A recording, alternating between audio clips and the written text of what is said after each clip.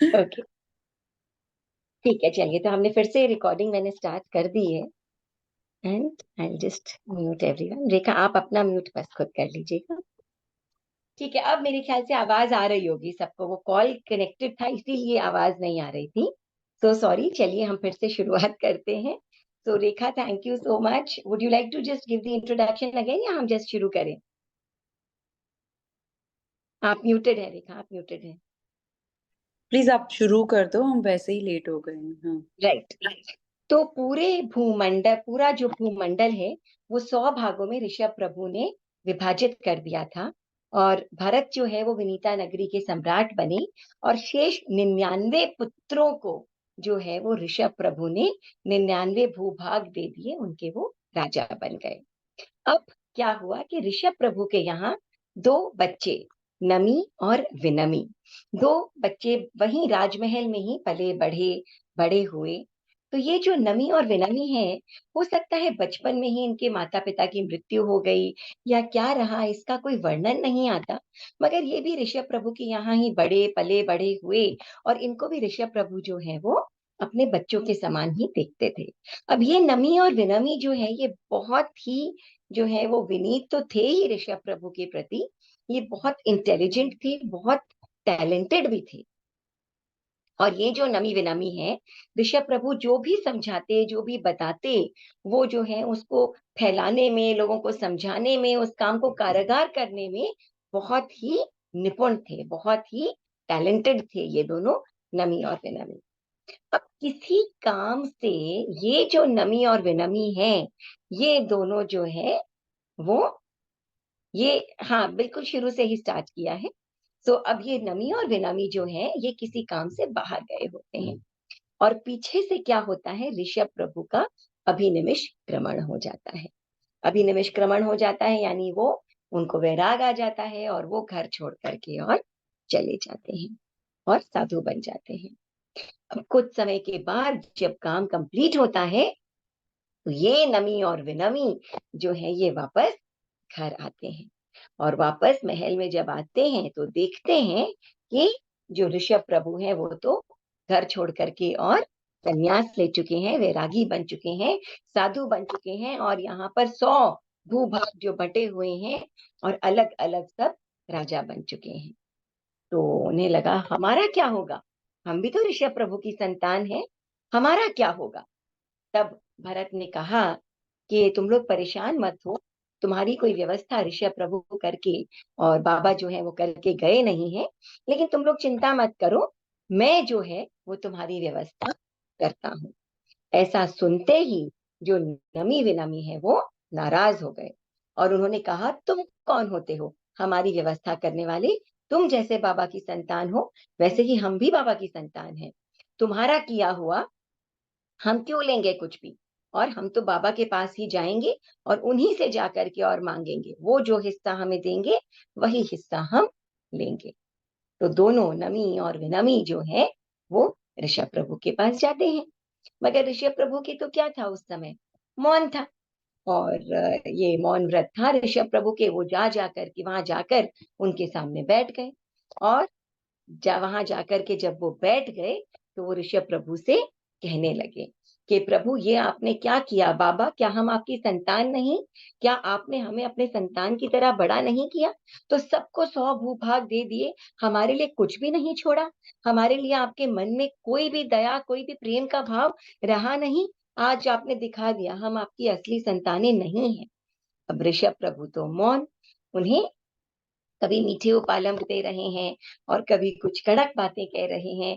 इस प्रकार वो ऋषभ प्रभु से बात कर रहे हैं और प्रभु तो मौन। उन्हें कोई फर्क नहीं पड़ रहा है। इस तरह वो करते रहे, वहां सामने बैठे रहे। काफी समय हो गया। तब इंद्र ने देखा और इंद्र जो है वो वहां पर आए और कहा ये नमी विनमी, बाबा तो अब संयमी हो गए हैं, उन्होंने संसार को छोड़ दिया है, अब वो तुम्हें कुछ भी नहीं दे पाएंगे। तब विनमी और नमी ने कहा फिर हमारा क्या होगा इंद्र महाराज?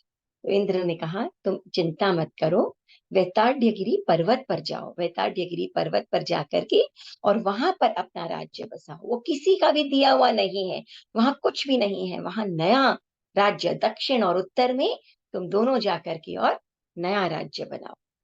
तब नमी और विनमी ने कहा पर्वत पर जाकर के हम कैसे राज्य बनाएंगे, और कौन आकर के वहां रहेगा, सुविधाएं कैसे होगी किसी पर्वत के ऊपर। तब इंद्र ने उन्हें 1000 विद्याएं कहते हैं कि सिखाई, कि तुम पक्षी की तरह उड़ सकते हो, रात को दिन और दिन को रात बना सकते हो, यानी ऐसा आभास हो कि रात में भी दिन है, दिन में भी रात है, और अनेकों सुविधाएं उनको जो है वो बताई। तब नमी और विनमी ये 1000 विद्याएं जो हैं इन्हें सीख करके, हस्तगत करके, और जो है वो वेताड़गिरी पर्वत पर जाते हैं, और वहां पर दक्षिण में 60 और उत्तर में 50 राज्य जो है वो बनाते हैं। अब इतनी सहूलियत, इतनी सारी फैसिलिटीज सब वहां होती है, तो इन सारी फैसिलिटीज को देख करके और जान करके अनेकों लोग, जहाँ फैसिलिटीज होती हैं, जहाँ सारे साधन होते हैं, वहां तो लोग रहना चाहते ही हैं। इसीलिए अनेकों लोग जो है वहां आकर के और बस गए, वहां आकर के और रहने लगे। और ये जिनमें उड़ने की क्षमता हुआ करती थी और बड़े समृद्ध लोग होते थे, वैताड़गिरी पर्वत पर वहां के राज्यों में जो रहते थे, ऐसे जो लोग हैं इनकी संतानें आगे चल करके, हम जब नाम सुनते हैं ना विद्याधर, तो ऐसे जो लोग हैं वो आगे चल करके और विद्याधर कहलाए। ठीक है, तो इस प्रकार से जो है वो विद्याधर की स्थापना हुई। अब क्या हुआ कि ऋषभ प्रभु जो हैं वो 1000 वर्षों तक साधना करते रहे, विचरते रहे। कभी साता वेदनीय का भी, कभी असाता वेदनीय का ऋषभ प्रभु के उदय आता रहा, और फिर भी वो अपनी साधना में लीन रहे। 1000 वर्षों तक छद्मस्त अवस्था में वो चलते रहे, चलते रहे, चलते रहे। विचरते विचरते 1000 वर्षों के बाद वो पुरिमतालपुर नगर आए, और पुरिमताल नगर के एक उद्यान में, एक लॉन में वो खड़े होकर के और ध्यानस्थ जो है वो ध्यान ध्यान में लीन हो गए। उस दिन उनके तेले का तप था। तेले का तप यानी 3 दिन का उपवास, 3 दिन तक कुछ खाया पिया नहीं। तो उनके तेले का तप था, और फाल्गुन कृष्ण एकादशी के दिन सुबह सुबह प्रातः काल प्रभु को क्या है, ध्यान में ही लीन थे, और वहीं पर उन्हें जो है वो क्या है कि केवल ज्ञान की प्राप्ति हो गई, और प्रभु सर्वज्ञ हो गए। 64 इंद्र एकत्रित हो गए, चारों तरफ देव दुंदुभी का साउंड बजने लगा, शोर चारों तरफ, इतना सुंदर वातावरण बन गया। देवताओं ने द्रव्य, पंच द्रव्य जो है वो सामने प्रकट किए, और चारों तरफ मानो एक खुशहाली सी जो है वो छा गई। और लोगों ने जब सुना कि अब प्रभु जो है वो बोलेंगे, अब प्रभु जो है वो हमारे साथ इंटरैक्ट करेंगे, हमारे साथ बात करेंगे, तो लोग भी बहुत खुश हुए कि अब हमारी सारी मुसीबतों का निवारण जो है वो प्रभु करेंगे। उन्होंने सुना कि अब हमारी भीतरी भीतरी संकटों का भी निवारण जो है वो प्रभु करेंगे। तो लोग दूर दूर से आने लगे और आकर के वहां एकत्रित हो गए। देवताओं ने, इंद्र ने समोसरण की रचना की। पहली बार इस अवसर्पिणी काल में समोसरण की रचना हुई, और पहली बार जो है वो प्रभु ने देशना दी, और लोगों ने पहली बार भगवान से आध्यात्म के बारे में सुना। लोग पहली बार इस अवसर्पिणी काल में धर्म से परिचित हुए, और अनेकों अनेकों लोगों ने अपने आप को धर्म की इस उपासना में समर्पित कर दिया। अब उस समय सम्राट भरत को 3 बधाइयां एक साथ मिली। पहली कि आयुधशाला में अचानक ही, अनायास ही चक्र रत्न, आयुधशाला यानी जहां पर जो राजा इत्यादि है वो अपने शस्त्र वगैरह सब रखते हैं, तो जब कोई चक्रवर्ती सम्राट बनता है तो पता कैसे चलता है कि ये चक्रवर्ती सम्राट बनने वाला है। तो जब कोई चक्रवर्ती सम्राट बनता है तो आयुधशाला में चक्र रत्न जो है वो उत्पन्न होता है। तो सम्राट भरत के जो आयुधशाला है वहां पर भी चक्र रत्न जो है वो उत्पन्न होता है। दूसरा, सम्राट भरत को खुशखबरी मिलती है कि उनके घर में पुत्र उत्पन्न हुआ है, पुत्र पैदा हुआ है। और तीसरा, कि भगवान ऋषभ को, प्रभु को केवल ज्ञान की प्राप्ति हो गई है। अब भरत ने सोचा, इन तीनों में से सबसे पहले किस अवसर को मनाया जाए, किस अवसर को सेलिब्रेट किया जाए। तब भरत ने सोचा कि मेरे पिता जो है वो जिस रीजन से घर छोड़ करके गए थे, जो उनकी साधना का कारण था, जो उनका लक्ष्य था, वो उन्हें मिला। और उनसे बड़ा उपकारी मेरे लिए और कौन हो सकता है। तो बाकी दोनों रत्न, पुत्र रत्न और चक्र रत्न को हम बाद में मनाएंगे, उनकी उपलब्धि को हम बाद में मनाएंगे। सबसे पहले हम प्रभु के केवल ज्ञान को मनाते हैं। और भरत जो है वो ऋषभ प्रभु के केवली होने की इस बात को जो है वो मनाता है। संपूर्ण राज्य में जो है वो हर्ष और उल्लास फैल जाता है। अब क्या होता है कि इधर मरुदेवा माता जो है वो ऋषभ प्रभु की माँ। जब से ऋषभ प्रभु घर छोड़ करके गए थे, तब से माँ बहुत ही व्याकुल हो गई थी। और उन्हें सिर्फ एक ही चीज करनी थी कि मेरा बेटा, मैं उससे मिलूं, उससे देखूं, उससे बात करूं, और वो भी अपनी माँ से बात करे। न जाने कहाँ मेरा बेटा पैदल सब वस्त्र इत्यादि छोड़ करके और चला गया है, ना खाता है ना पीता है, कुछ भी नहीं कर रहा है, और खाने पीने को कुछ मिला नहीं। खैर, श्रेयांश कुमार जी ने उसके बाद में जो है वो उनको इक्षुरस से जो है उनका पालना कराया था। मगर फिर भी उन्हें बहुत चिंता थी कि महलों में रहने वाला मेरा पुत्र न जाने किस दशा में होगा, क्या कर रहा होगा। मुझे बस एक बार मेरा पुत्र मुझसे बात कर ले, मैं उसे देख लूं। और अब हुआ क्या था, ऋषभ प्रभु वहीं पर पधार गए थे। और नरु देवी माता जो है वो अब उनसे मिलने वाली थी। 1000 वर्षों के इंतजार के बाद अब माता मरुदेवा माता अपने पुत्र से मिलने वाली थी। तो एक बहुत ही खूबसूरत गज को, हाथी को सजाया गया, और उसके ऊपर मरुदेवा माता बैठी। और बैठ करके वो व्याकुल माँ जो है वो जाने लगी अपने पुत्र के समवसरण की तरफ, अपने पुत्र की ओर। जब वो वहां पहुंचती है तो दूर से उन्हें ऋषभ प्रभु दिखते हैं। देवताओं ने आलीशान समवसरण का निर्माण किया होता है, और अनेकों देवी देवता और पुरुष नारियां सब बैठे होते हैं।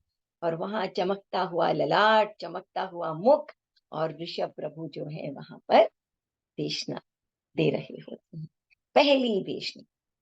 और मरुदेवी माता दूर से देखती हैं और सोचती हैं, मैं तो इतना व्याकुल थी, इतनी व्याकुल थी कि मेरा पुत्र न जाने किस हालत में होगा, कोई उसको संभालता होगा कि भी नहीं, उसे कुछ मिलता होगा कि भी नहीं। और यहाँ मैं देख रही हूँ, मेरे पुत्र के तो अलग ही ठाठ है, केवल नर नारी नहीं, देवी देवता भी सेवा में उपस्थित है। ये क्या हो गए। तो उनको लगा कि शायद सब कुछ छोड़ देने में ही सब कुछ की प्राप्ति है, शायद त्याग में ही सबसे बड़ा सुख है। और यही तो मेरे पुत्र ने किया था, ये त्याग क्या है। और इस प्रकार से उनकी व्याकुलता जो है वो मुड़ती है, और मुड़ करके त्याग की भावना उसकी ओर चली जाती है। वो त्याग के विषय में सोचने लगती है कि इस संसार में क्या रखा था, इस संसार को छोड़ा मेरे पुत्र ने, ऋषभ ने, तभी तो उसे सब कुछ प्राप्त हुआ। और इस प्रकार धीरे धीरे उनके भाव चढ़ते चले जाते हैं, चढ़ते चले जाते हैं। और चढ़ते चढ़ते गुण स्थानों को पार करते करते 13वां गुण स्थान पार हो जाता है। और ऋषभ देवी माता जो है वो, सॉरी, जो माँ है मरुदेवा माता, वो क्या है, ऋषभ देव की माता, उनको जो है वो केवल ज्ञान की उपलब्धि हो जाती है। केवल ज्ञानी बन जाती है और आयुष्य बहुत ही थोड़ा सा रह जाता है। इसीलिए उसी समय 14वें गुण स्थान को पार करके और ऋषभ देवी भगवान की माँ जो मरु देवी माता है वो अपना आयुष्य पूर्ण करके और सिद्ध हो जाती है। इधर भरत सम्राट जो है वो ऋषभ प्रभु के दर्शनार्थ उनके सामने बैठे हैं, वंदन करते हैं हाथ जोड़ के। और उसी समय ऋषभ प्रभु कहते हैं, मरु देवा माता सिद्धा, यानी मरु देवी माता सबसे प्रथम इस अवसर्पिणी काल की मोक्ष जाने वाली जीव बन चुकी हैं। उन्हें केवल ज्ञान उत्पन्न हो गया और वो सर्वप्रथम मोक्ष पदगामी भी इस अवसर्पिणी काल की हो गए। भरत सुनते हैं तो अवाक रह जाते हैं, पीछे मुड़कर देखते हैं तो देखते हैं कि उसी हाथी के ओहदे पर बैठी हुई जो मरुदेवा माता है वो उसी पीछे जो जिस सिंहासन पर बैठी होती है, जिस सीट पर, उसके सहारे से जो है वो इस भव को छोड़ करके और हमेशा हमेशा के लिए मुक्त हो चुकी है, सिद्ध हो चुकी। तो इस प्रकार ऋषभ प्रभु की माँ जो है वो अपने पुत्र को देख करके और इस प्रकार उनकी भावना परिवर्तित होती है कि वो जो है वो मोक्षकामी बन जाती है। तो खैर ऋषभ प्रभु अपनी पहली देशना देते हैं और वहीं पर जो है वो अनगार धर्म अंगीकार करते हैं। कितने कितने लोग साधु धर्म को स्वीकार करते हैं, पंच महाव्रती बनते हैं पहला प्रवचन सुन करके। और भरत के 500 पुत्र, 700 पौत्र, ब्राह्मी आदि 500 स्त्रियां नारियां, ये सब जो है भगवान की प्रथम देशना के बाद ही जो है वो साधु और साध्वियां बन जाती है। चतुर्विध धर्म संघ की स्थापना हो जाती है। साधु साध्वी श्रावक श्राविका चतुर्विध धर्म संघ की स्थापना हो जाती है।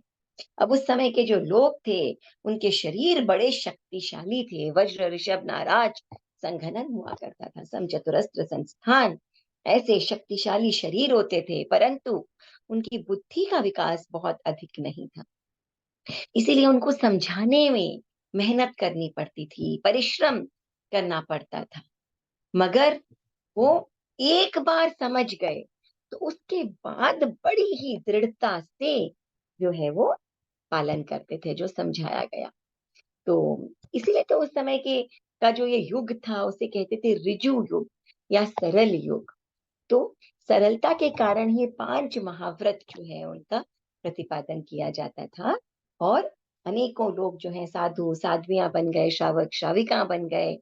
और इस अवसर पे काल में ये जो धर्म तीर्थ है इसकी स्थापना हो गई, धर्म तीर्थ का प्रवर्तन हुआ।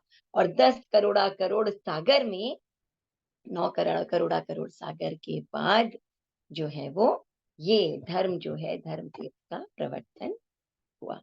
9 करोड़ा करोड़ सागर के बाद। अब सोचिए 9 करोड़ा करोड़ सागर तक इस भरत क्षेत्र के अवसर पिणी काल में कोई धर्म कोई अध्यात्म नहीं था। कितनी बड़ी खुशी की बात, हर्ष की बात जो है वो हुई।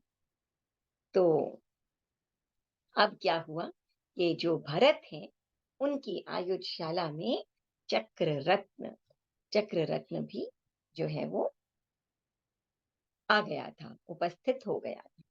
यानी कि अब भरत जो है वो चक्रवर्ती बनने की राह पर चलने वाले थे, यात्रा पर, विजय यात्रा पर निकलने वाली थी।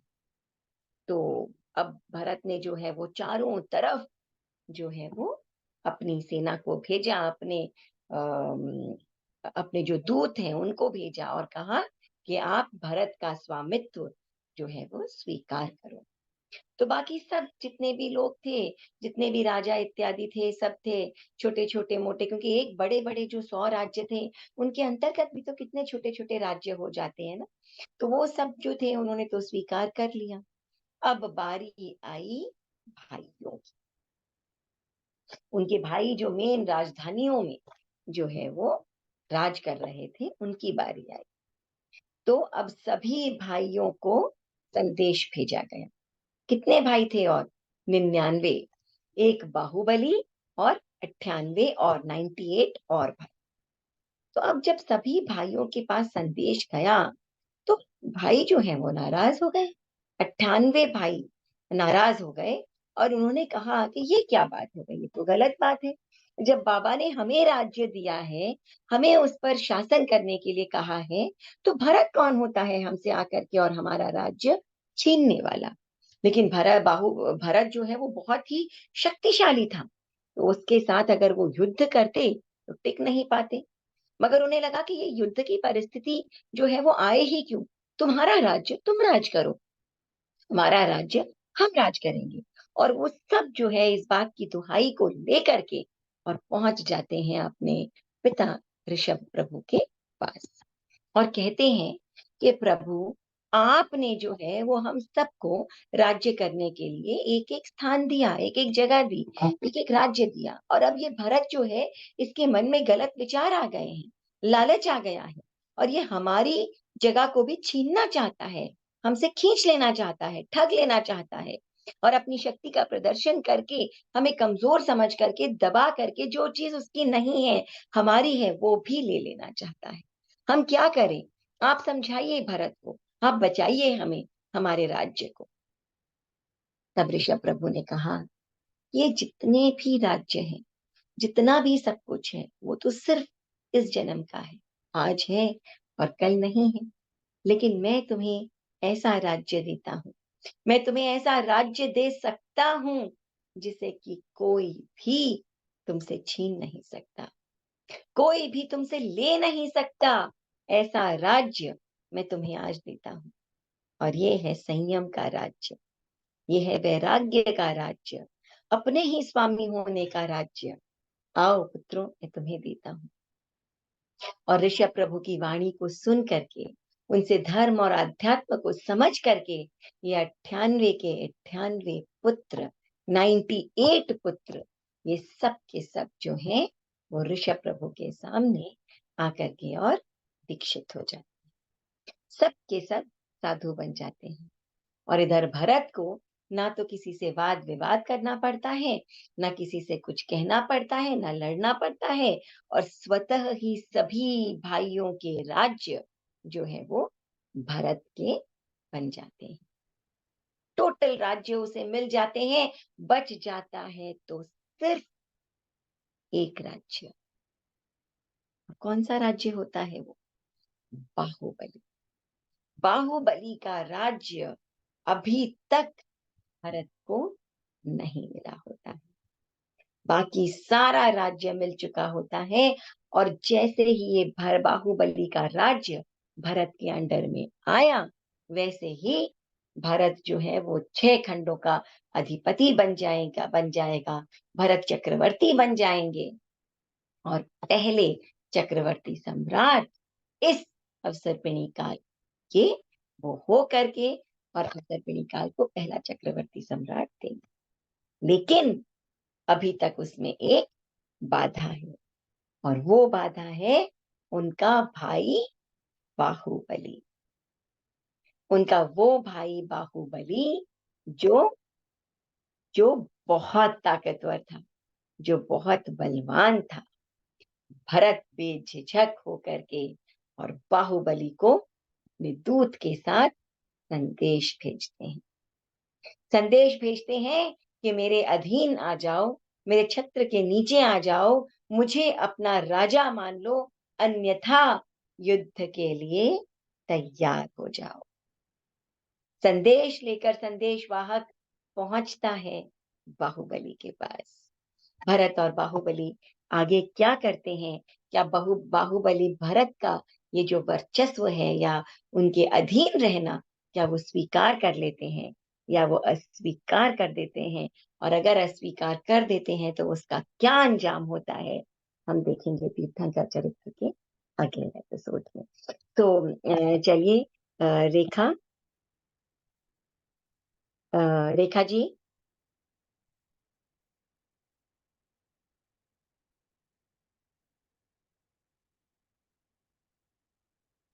ओके, अच्छा, I just make you the co host, one second. Right, Rekha, you can unmute yourself. आज हमने आजा आजा आजा आजा आजा आज रेखा, हमने रेखा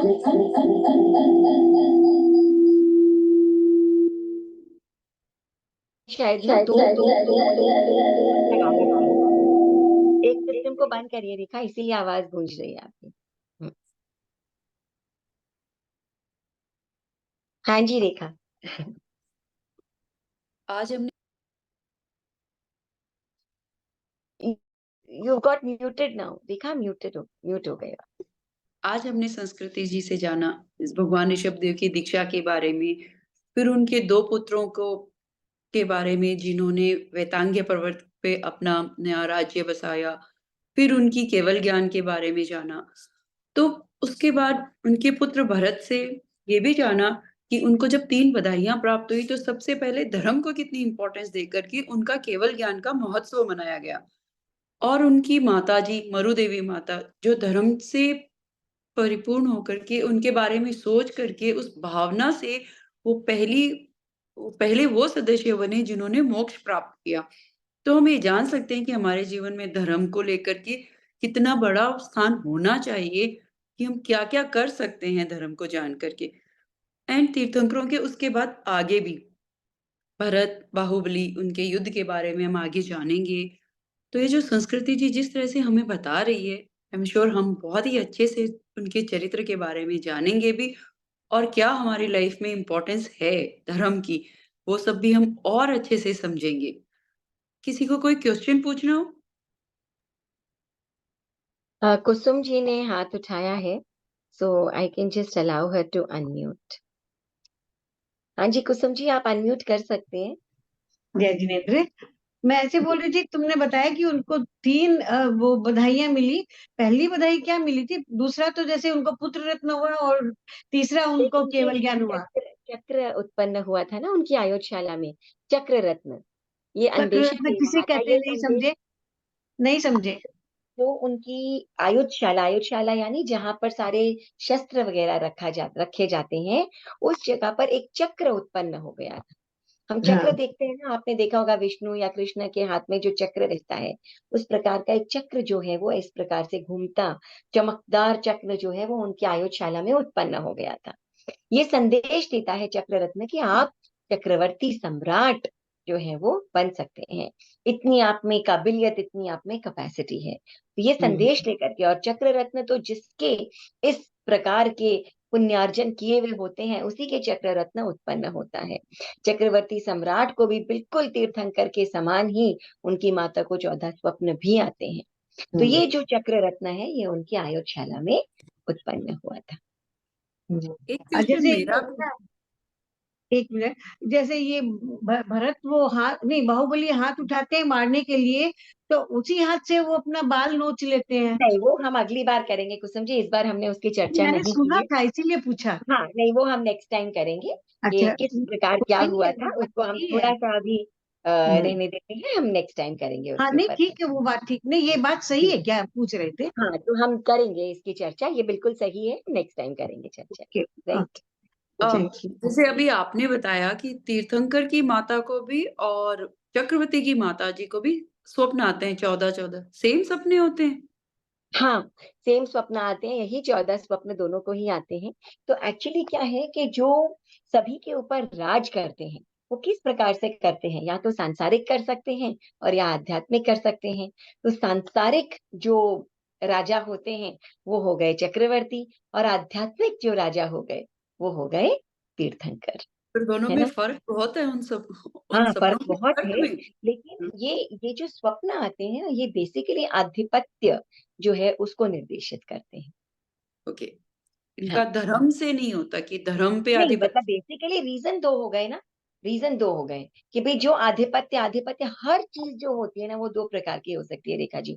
एक ये है सांसारिक और दूसरा है आध्यात्मिक। तो दोनों प्रकार की जो है, हर चीज दोनों प्रकार की हो सकती है ना। तो जो गॉट अगर आध्यात्मिक वर्चस्व है तो तीर्थंकर, और अगर सांसारिक वर्चस्व है तो चक्रवर्ती। ठीक ठीक है जी। है, थैंक यू। और कोई प्रश्न जी थैंक यू।